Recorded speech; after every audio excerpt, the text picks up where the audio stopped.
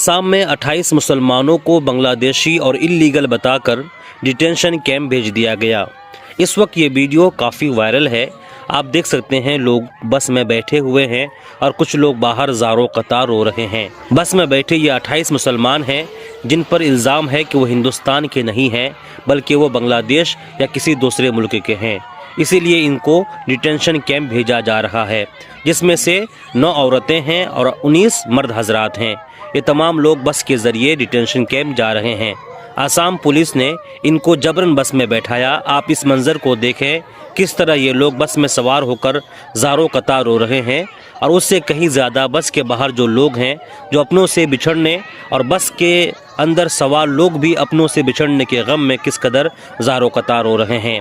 इस वक्त social media पर लोग इस वीडियो को शेयर करके एक तरफ जहां इजहार यकजहती और गम का इजहार कर रहे हैं, लेकिन अफसोस की बात है एक ग्रुप वो भी है जो इस पर खुशी का इजहार कर रहा है और कह रहे हैं कि बांग्लादेशियों को डिटेंशन कैंप भेजा जा रहा है जो हमारे मुल्क में गैर कानूनी तौर पर रह रहे थे। नाज़रीन, आप देखें इस मंज़र को। मैं आपको बताऊं कि इस वक्त आसाम में एनआरसी पहले से ही लागू है और पूरे मुल्क में सीए नाफिज हो चुका है, तो इसलिए जो लोग आसाम में हैं उनके लिए मुश्किलात में मज़ीद इजाफा होता जा रहा है। जब से आसाम में बीजेपी की सरकार आई है और बिलखुसूस हेमंत बिश्व शर्मा ने वज़ीर आला का हलफ लिया है, तब से ही उन्होंने मुसलमानों के ख़िलाफ़ बयान देने और मदरसों के ख़िलाफ़ एक्शन लेने का अज़्म मुसम्मम कर लिया है। माजी में कई इस तरह के वाक़यात सामने आ चुके हैं और बज़ात ख़ुद आसाम के वज़ीर आला हेमंत बिश्व शर्मा कह चुके हैं कि हम मदरसों को मदरसा रहने नहीं देंगे बल्कि उसको स्कूलों में कन्वर्ट कर देंगे। हालांकि इसमें उनका मंशा क्या है यह सबको पता है और ये वाज़ेह भी है।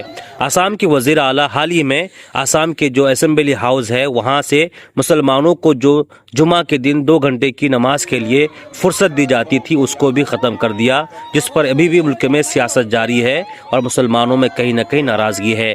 इस बीच ये मंज़र आप देखें किस तरीके से लोग ज़ारो कतार रो रहे हैं और अपनों से बिछड़ने के गम में, कोई सर पकड़कर, कोई हाथों में हाथ रख कर, कोई ज़मीन में बैठकर किस तरह अपनों से बिछड़ने के गम में रो रहे हैं। आप पूरी वीडियो को देखें।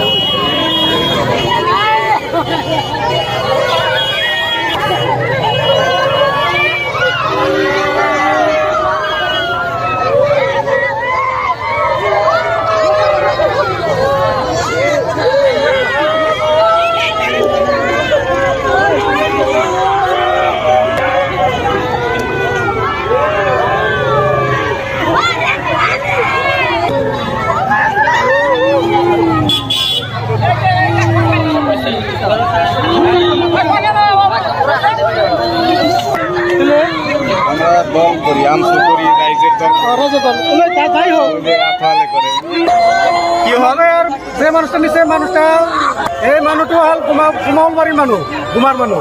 সি কিবা কাৰণত নদী ভাঙাৰ পিছত আহি বৰবাৰীতে ঘৰ কৰাৰ পিছত কিন্তু বৰ্তমান গুমাত তাত ভোট চলি আছে, কিন্তু বৰবাৰীতে সি ঘৰ কৰাৰ কাৰণে 97 ভোটটো দি হৈ যায়।